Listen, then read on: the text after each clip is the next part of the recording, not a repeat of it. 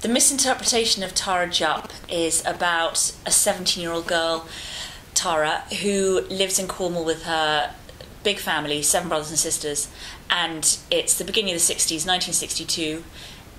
She's discovered singing at a wedding and taken up to London by a very well-known music producer to see what he can do with her voice.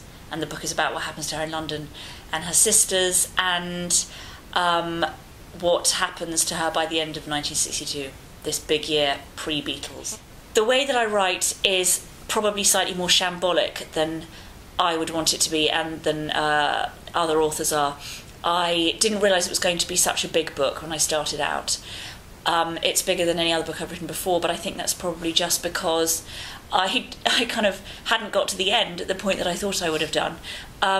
It's been a really fun book to write because of it being set in the early 60s. There's been lots of historical context to put into it, which is really fun and good fun to research. And sometimes I find that things that I'm researching lead me away from the plot slightly.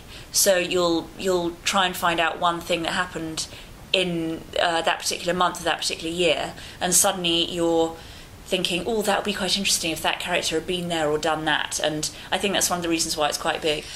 One of the themes of the book is the architectural state of London at the beginning of the 60s, and a character who is frequently mentioned and actually makes a celebrity guest appearance in the book is the German historical, well, I suppose you'd call him, what would he be described as, a kind of architectural historian, Nicholas Pevsner, who is very well known to people who have interest in architecture. And I'm fascinated by this particular time because there was so much changing. Nobody wanted the old.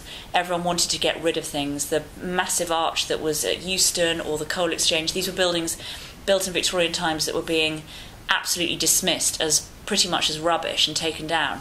And of course there were some people, including Pevsner, who were very opposed to this. Although he didn't love everything Victorian, he saw that there was great merit in a lot of it.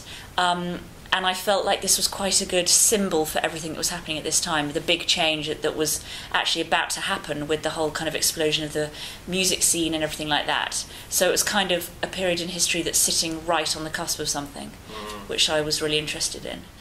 The emotional heart of the book comes probably in the relationship between the two sisters, Tara and her sister Lucy, and what happens to them throughout the book, starting off with their time in Cornwall together, and Lucy, who got married very, very young to a Spanish man called Raoul, and what happens to her as she starts to question her marriage.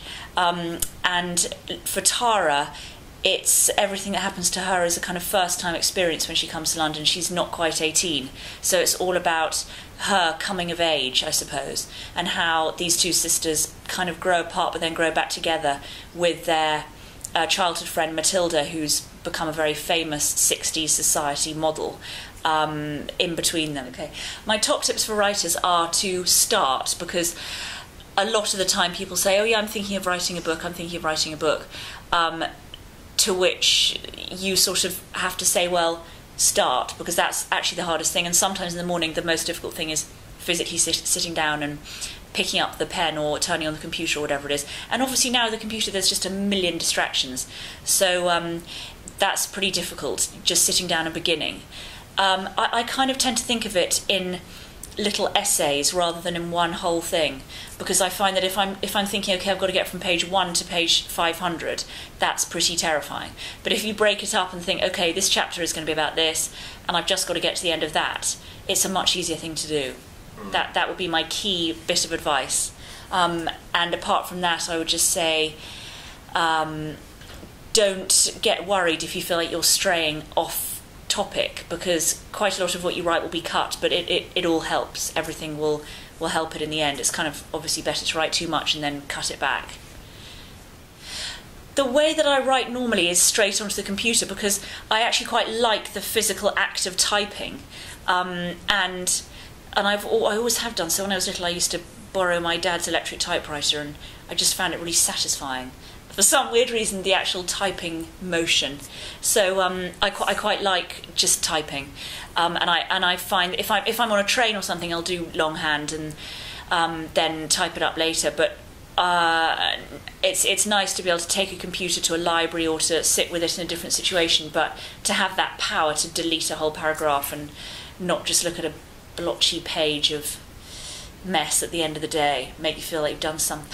The book that I wrote 7 years ago, The Lost Art of Keeping Secrets, which is actually this latest book, The Misinterpretation of Tara Jupp, is actually a kind of sequel to that book. I think that I wrote in a slightly different way then, because I structured my days probably a bit more effectively, because I didn't have so many other things going on in my life in the way of children and things like that.